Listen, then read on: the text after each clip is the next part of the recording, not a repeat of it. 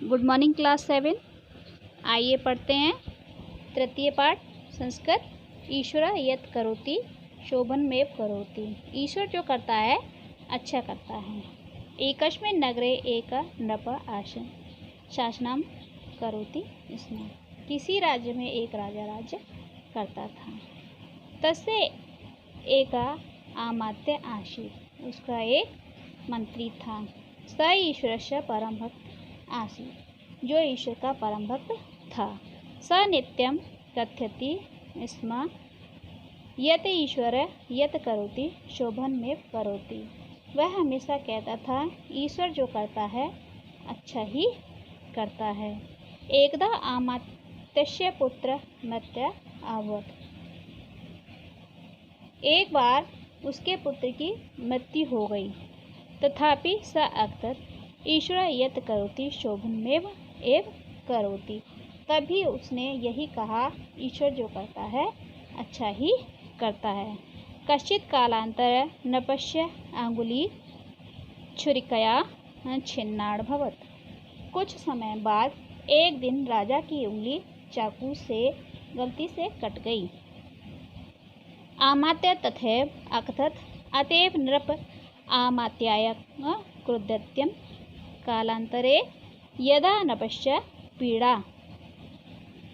इस पर मंत्री ने पुनः यही कहा। मंत्री के ऐसा कहने पर राजा क्रोधित हो गया। परंतु कुछ समय बाद जब उसका दर्द कम हुआ तो उसने मंत्री से कहा पीड़ा शांत भव। तदा स आमात्य अभवत्। भो आमात्य तव पुत्र मृतः मम अंगुली च छिन्ना अत्रैषव्य किम शोभनम अकरोत्। मंत्री जी, आपके पुत्र की मृत्यु हो गई और मेरी उंगली कट गई, इसमें ईश्वर ने क्या अच्छा किया। आमात्य अभवत्। मंत्री बोला यद्यपि अधुनान्यं किमपि कथयितुं समर्थो नास्ति, तथापि कालांतरे आवाम अवगमिष्यावः। अभी मैं आपको इस विषय में कुछ नहीं कह सकता, परंतु सही समय आने पर शायद हम दोनों यह समझ जाएंगे। एकदा नृप सचिवेन सह आखेटाय आगच्छत्।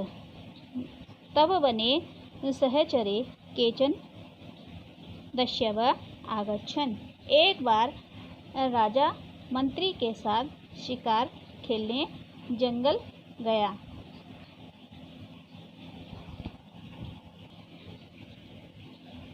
अचानक उस जंगल में कुछ डाकू आ गए।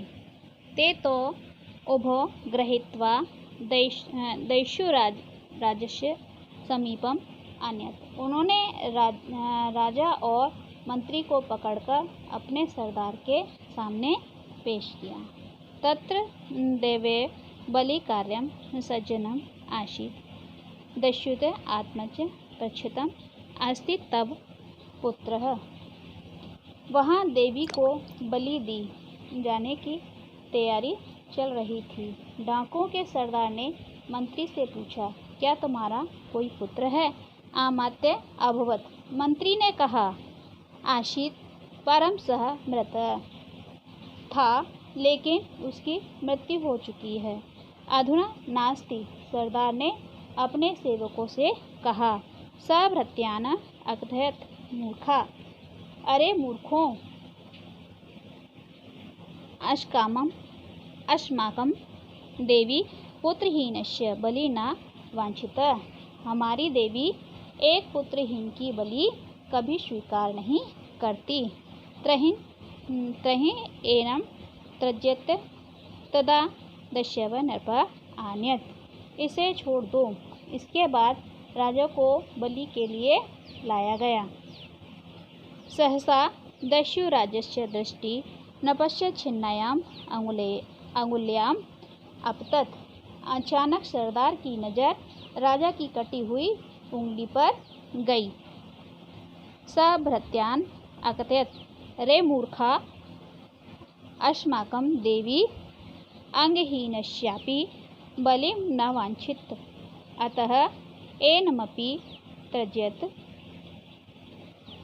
तदा मुक्तः नृपः आमात्यम् अवदत्, तब सत्यं कथयिष्यत् यत् ईश्वरः यत् करोति शोभनमेव करोति। वह अपने सेवकों से बोला, अरे मूर्खों, हमारी देवी एक कटे छटे अंग वाले व्यक्ति की भी बलि स्वीकार नहीं करती, अतः इसे भी छोड़ दो। डाकुओं के सरदार द्वारा मुक्त कर दिया जाने पर राजा ने मंत्री से कहा, आप सत्य कहते हैं कि ईश्वर जो करता है अच्छा ही करता है।